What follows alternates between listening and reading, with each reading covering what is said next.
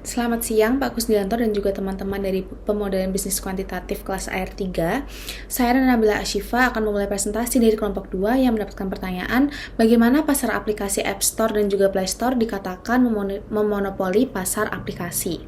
Sebelum masuk ke dalam pembahasan, izinkan saya memperkenalkan anggota dari kelompok 2. Yang pertama ada saya, Rana Nabila Ashifa, lalu Salma Amirul Azizah, ada Irma Liatri Andani, lalu Ridho Ryan Furkan, Adel Ali Hukmi Alfawas, Maritza Dewi Ramadhani, Joseph Tedi Utamihati, Anindita Surya Putri, dan ada Koma Yoga Dharma, juga Roni Anggen Santun Napitupulu. Baik, saya akan langsung masuk ke dalam pendahuluan. Jadi di sini ada 3 pihak yang terlibat di dalam kasus Apple versus Epic Games. Yang pertama tentu ada Apple-nya, yang kedua ada Epic Games, dan yang ketiga ada Play Store.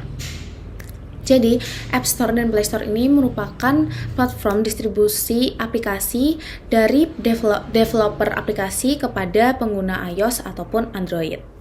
Sedangkan Epic Games merupakan pengembang perangkat lunak, yaitu seperti video games yang diproduksi melalui App Store dan juga Play Store dan juga tempat-tempat lainnya.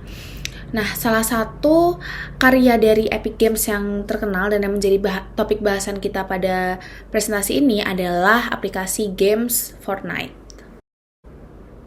Baik, kami langsung masuk ke dalam masalah utama dari kasus ini. Jadi, App Store mendapatkan kecaman dan tantangan hukum dari Epic Games. Epic ini mengklaim bahwa Apple telah melakukan kontrol monopoli atas aplikasi App Store. Pada Agustus 2020, Epic Games menggugat Apple. Gugatan ini terjadi karena aplikasi produksi Epic Games yaitu Fortnite telah dihapus oleh Apple dari App Store secara sepihak. Nah, alasan Apple memblokir akses Epic Games pada App Store karena pelanggaran kebijakan atau pelanggaran kontrak yang dilakukan oleh Epic, yaitu pembayaran update yang dilakukan secara langsung melalui Epic Games, bukan melalui App Store. Nah, Epic Games ini menggugat Apple karena merasa bahwa Apple telah melakukan kontrol pasar monopoli. Di waktu yang sama, Epic meluncurkan gugatan lain terhadap Google atas praktek serupa.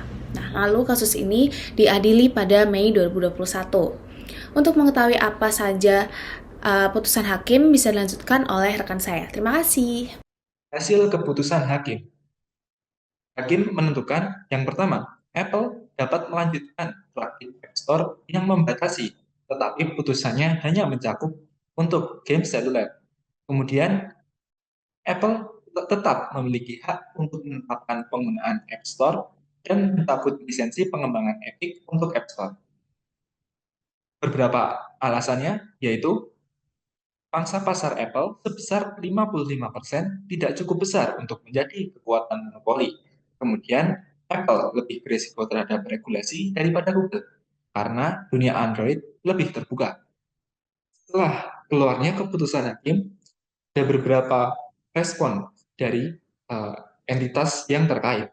Menurut Epic, tarif 30% adalah penyalahgunaan posisi pasar Apple. Baik Apple maupun Epic tidak senang dengan putusan pengadilan, dan kedua perusahaan telah mengajukan banding. Namun, keputusan Apple untuk menurunkan tarif menjadi 15% untuk pengembang yang lebih kecil adalah pengakuan yang mungkin digunakan terlalu banyak dan mungkin lebih sehat. Nah, selanjutnya adalah teori. Yang pertama adalah apa itu monopoli. Nah, di sini monopoli merupakan pemasok utama suatu kebutuhan yang tidak memiliki substitusi ataupun alternatif. Nah, pada sistem monopoli, penjual memiliki target di mana penjual memiliki market power sehingga dapat menentukan harga pasar. Di sini output dari perdagangan sistem monopoli merupakan output keseluruhan pasar dan demand yang dihadapi juga merupakan demand dari pasar. Monopoli ini terjadi pada struktur pasar di mana satu perusahaan mendominasi pasar dan memiliki kemampuan untuk menetapkan harga dan juga mengontrol tingkat output. Nah, salah satu alasan utama mengapa monopoli ini dapat terjadi adalah karena adanya hambatan masuk. Hambatan ini bisa berupa hambatan hukum, sepertinya peraturan pemerintah, ataupun hambatan alamiah seperti penguasaan sumber daya utama ataupun skala ekonomi. Nah, karena hambatan-hambatan ini, pesaing potensial tidak dapat memasuki pasar dan menyaingi keuntungan monopoli. Monopoli yang dapat menyebabkan inefisiensi pasar seperti harga yang lebih tinggi dan output juga yang lebih rendah akibat kurangnya persaingan. Nah, kebijakan publik dapat digunakan untuk mengatasi efek negatif dari monopoli ini, seperti melalui undang-undang anti monopoli, pengaturan harga, ataupun kepemilikan publik. Dan secara keseluruhan, meskipun monopoli ini dapat menghasilkan keuntungan yang tinggi bagi perusahaan, monopoli juga dapat menyebabkan harga yang lebih tinggi dan juga tingkat output yang lebih rendah, yang dapat merugikan konsumen dan juga menyebabkan mislokasi sumber daya dalam perekonomian. Oke, nah selanjutnya ada causes of monopoly atau hal-hal yang dapat menyebabkan terjadinya monopoli. Nah, hal-hal yang dapat menyebabkan terjadinya monopoli ini utamanya ada dua. Yang pertama ada cost-based monopoly atau pertimbangan harga, dan yang kedua ada government creation of monopoly atau karena peraturan pemerintah. Nah, dari cost-based monopoly ini tersendiri terdapat atau terjadi dua jenis. Yang pertama ada cost advantage dan yang kedua ada natural monopoly. Nah, di cost advantage ini dia terjadi ketika suatu perusahaan menjual suatu produk dengan harga yang jauh lebih murah dibanding perusahaan lainnya, sehingga perusahaan lain yang menjual dengan harga lebih mahal akan merugi karena tidak mendapatkan pasar. Contohnya itu ada Tom Ford, perusahaan mobil yang memiliki teknik khusus sehingga mereka bisa menjual mobil dengan harga yang lebih murah gitu. Kemudian untuk natural monopoly ini bisa jadi didapatkan secara tidak sengaja gitu. Jadi kayak mereka bukan sengaja melakukan strategi monopoli, tapi bisa jadi mereka nggak sengaja. Untuk contoh dari natural monopoly tersendiri ini ada Google. Nah, Google ini kan sebagai pelopor dari search engine system ya. Jadi orang-orang tuh pasti makainya Google gitu. Jadi secara nggak langsung Google ini sudah memonopoli bisnis ini gitu. Kemudian selanjutnya di government creation of monopoly atau monopoli yang disebabkan oleh peraturan pemerintah, yang pertama ada barriers to entry.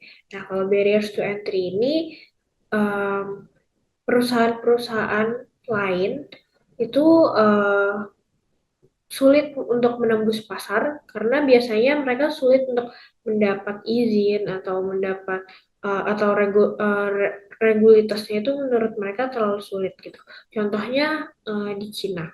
Di Cina ini hanya ada satu perusahaan tembakau yang memonopoli pasar karena pemerintah maunya begitu, dan regulasinya itu emang sulit gitu loh. Jadi perusahaan-perusahaan lain susah nembusnya.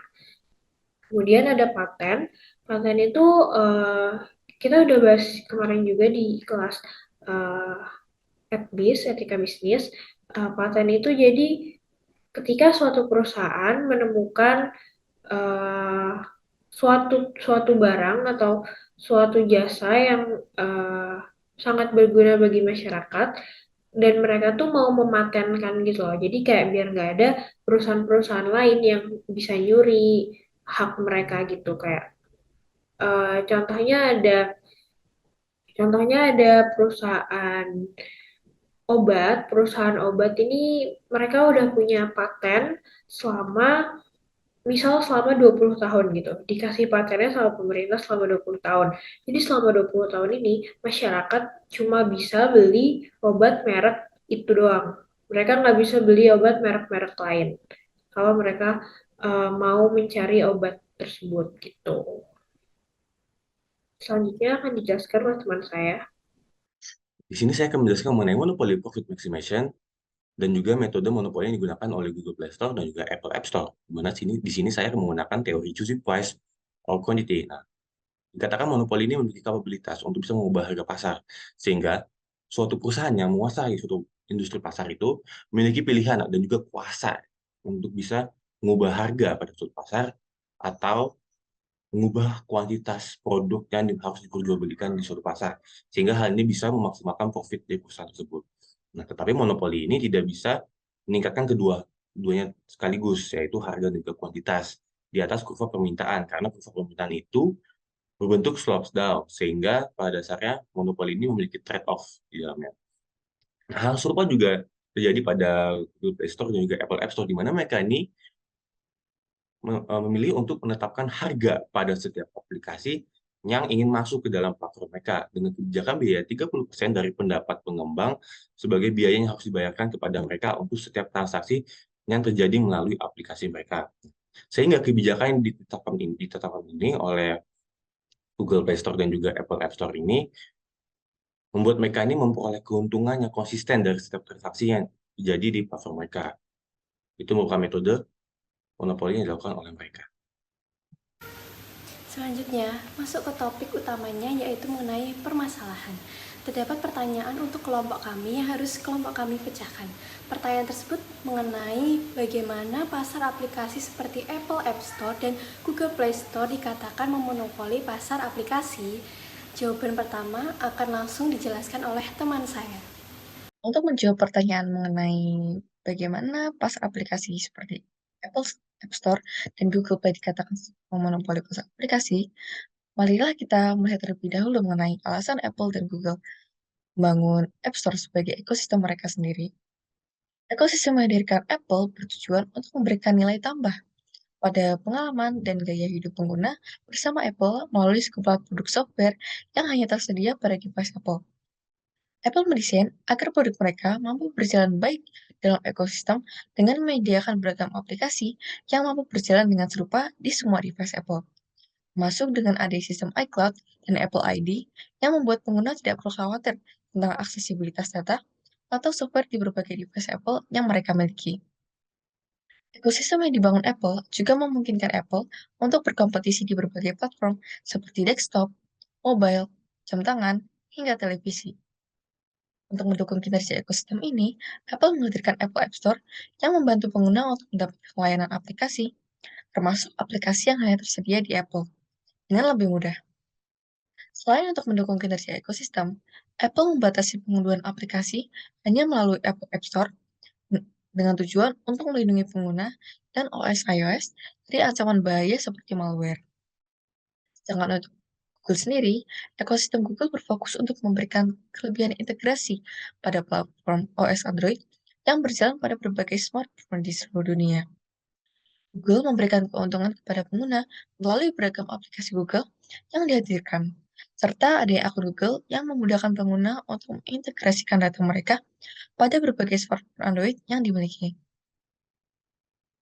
Ekosistem yang dibangun Google mencakup penyediaan berbagai layanan seperti Google Drive, Google Feed, Google News, Gmail, Google Play Movies and TV, Google Play Store, dan lain-lain.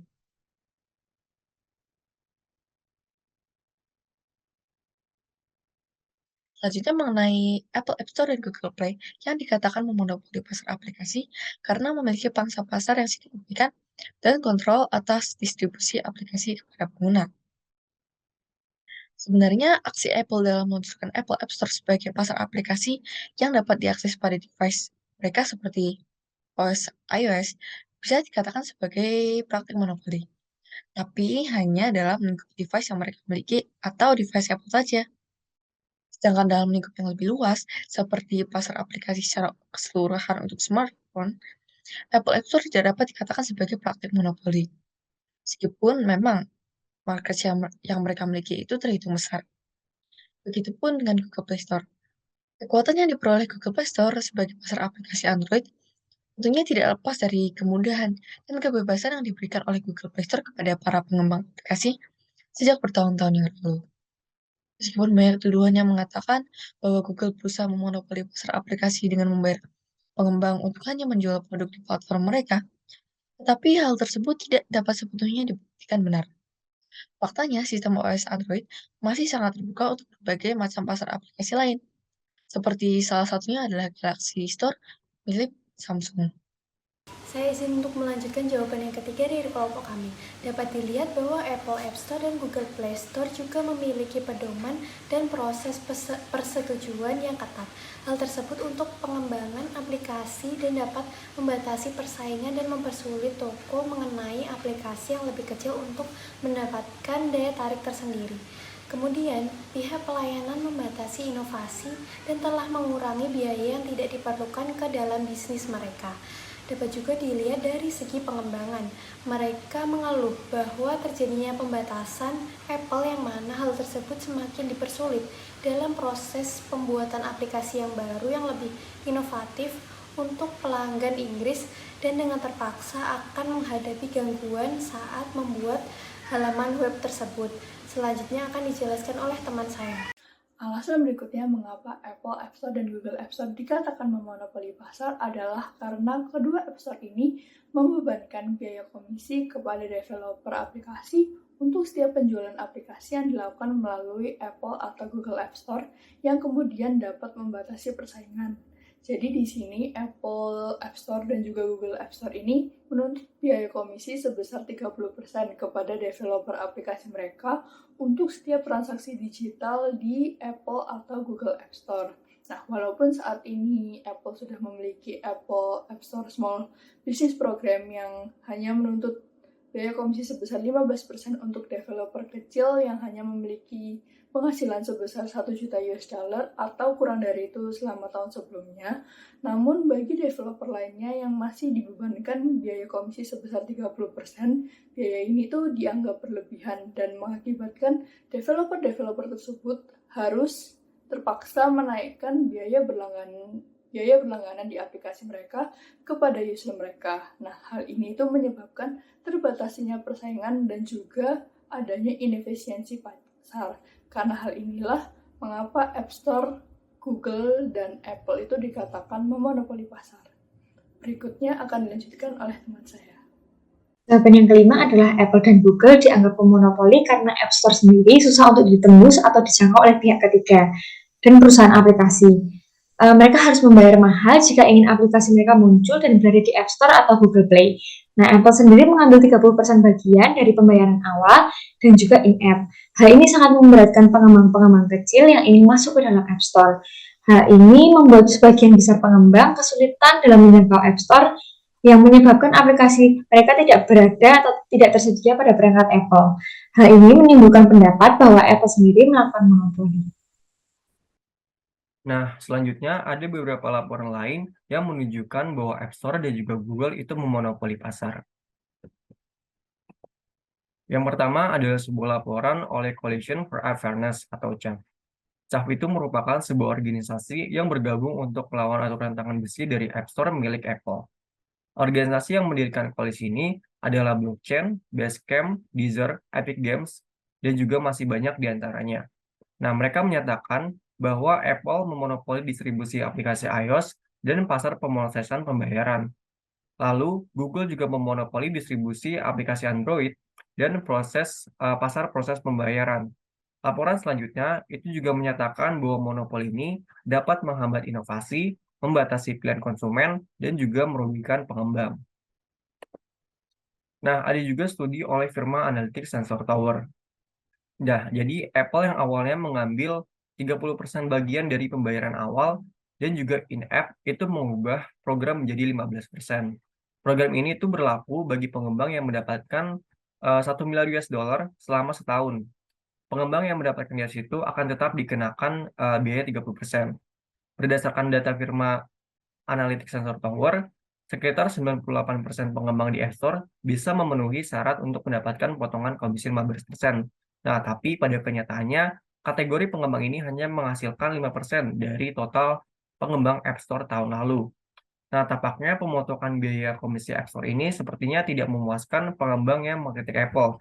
Contohnya pada pernyataan Spotify yang mengkritik kebijakan komisi di App Store yang menyatakan bahwa perilaku Apple yang anti persaingan semakin memperlihatkan kebijakan App Store yang mana mereka adalah sewenang-wenang. Berikut referensi dari presentasi kami. Sekian, terima kasih atas perhatiannya. Wassalamualaikum warahmatullahi wabarakatuh.